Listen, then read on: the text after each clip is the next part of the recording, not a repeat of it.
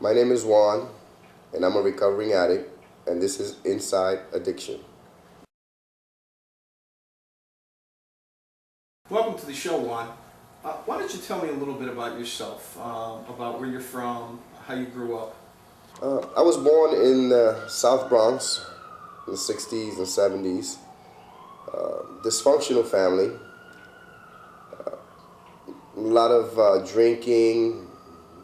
That's how I got started with drinking, and eventually graduated to smoking marijuana in high school. And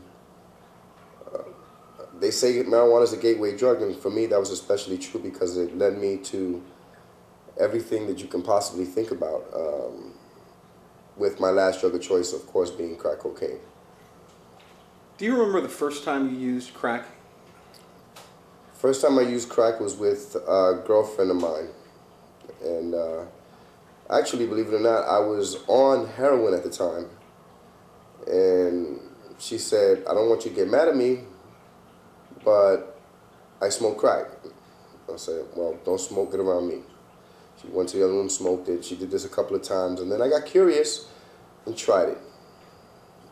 First time wasn't all that great. The second time, I got hooked. From then on, it was just a spiral. Everything went downhill from there. I lost everything because of that.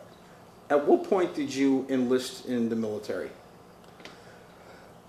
Believe it or not, I enlisted in the military in October of 1985, and I did so because of the crack epidemic. I was actually, one of the biggest things was this crack was becoming an epidemic. I love to experiment with drugs, and I knew that eventually I was going to experiment with crack, and I heard all the horror stories. I didn't want to be a part of that, so I enlisted in the Army. That was just one of the major reasons. Another one was to get away from my family, but basically I just wanted to get away from drug usage, and I figured that the military would help me with that. Were you tested when you joined the military? Were you drug tested? Yes. And were you using when you joined? I was high when I was tested. But this was in the early days of testing. So, they kind of gave you a grace. For me, they did anyway, because I knew I was hot. I was hot with marijuana. I had drank the night before. So I was pistol hot, but the results came back. They took me anyway. From then on, though, no dirty urines. I couldn't give any. So. Were you tested throughout your deployment? Because you're a Desert Storm veteran. Yes, I am. Before we went to Desert Storm, for about 2 months prior to that, that was the last time that we got tested. I was going off to war, so I figured I didn't know what was going to happen. I didn't know if I was going to be coming back. So that's when I started smoking marijuana. The first time since I joined the military that I smoked marijuana. And then once we came back, we couldn't drink when we were out there. We couldn't, because it was a dry theater or dry country. When we came back, everybody let everything hang out, because for like 90 days, we couldn't do anything wrong. So. What types of things did you try to block out or forget through using after your deployment and when you returned to the United States? Well, I have abandonment issues that I have related to the military, and I'll explain a little bit. I was in Bravo Company 8th Engineer Battalion, 1st Cavalry Division, and while we were deployed to Desert Storm, this was before the war actually started, quote-unquote war started. I came down with pneumonia, and I was medevaced to a first aid station, hospital, I don't know what you want to call it. I don't know how I got there, because I was basically knocked out.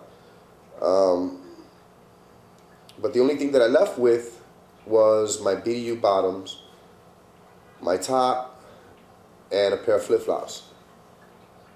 When I got to the hospital, I had to be reissued a gas mask. But coming back, it took me longer to come back than it did to recover. and I had to go through various units in order to get back to my home unit. But everywhere that I went without a mask, without a weapon, without any protective gear. I was basically defenseless. So anytime that they sounded the Scud alarm... In the middle of a war-stricken country. Yeah. I had nothing but my gas mask.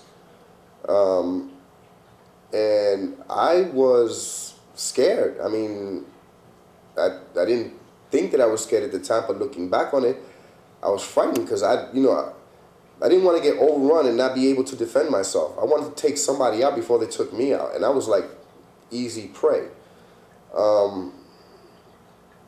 It got to a point where there was a commander for 1st Cavalry Division, assistant commander, I think it was a colonel. He comes up and he asks me, I've seen you here quite a bit and you don't have your uniform. If I see you here tomorrow, I'm going to assign you to this. I'm going to cut orders for you and I'm going to assign you to this unit. And I wish he would have done that, because when I got back to my unit, I really didn't want to be a part of that unit anymore. I was so, and I was a leader. I was a sergeant, and I really did not want to be a part of that unit because I felt like they didn't take any steps to bring me back. Even though I called them and told them, hey, I'm here, pick me up. It took them 2 weeks to get me. Wow. There was another thing that happened where the barracks that I was staying at the day after I left got blown up. And it wasn't really traumatic, but it made me think. It made me, like, what if I hadn't left? You start thinking all these crazy things. Would've, could've, should've. Yeah, and Yep. and then you also have. I was a combat engineer, and in Desert Storm, the enemy was using plastic mines, plastic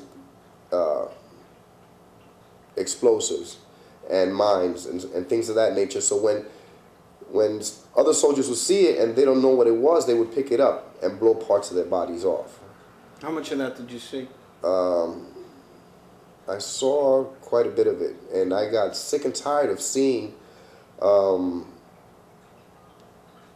tributes where you have the soldier's boots, his weapon, and his Kevlar sitting on top of it. It just made me sick, and that's why to this day, I really don't follow what's going on in Afghanistan and Iraq. I really feel for those young men and women, and I hope they all come back safe, but I know they won't. And some of them, like yourself, I'm assuming, to cope with that pain and abandonment, are going to turn to alcohol and drugs. Alcohol first, drugs come later. Alcohol, because that's the one thing that the military will let you do.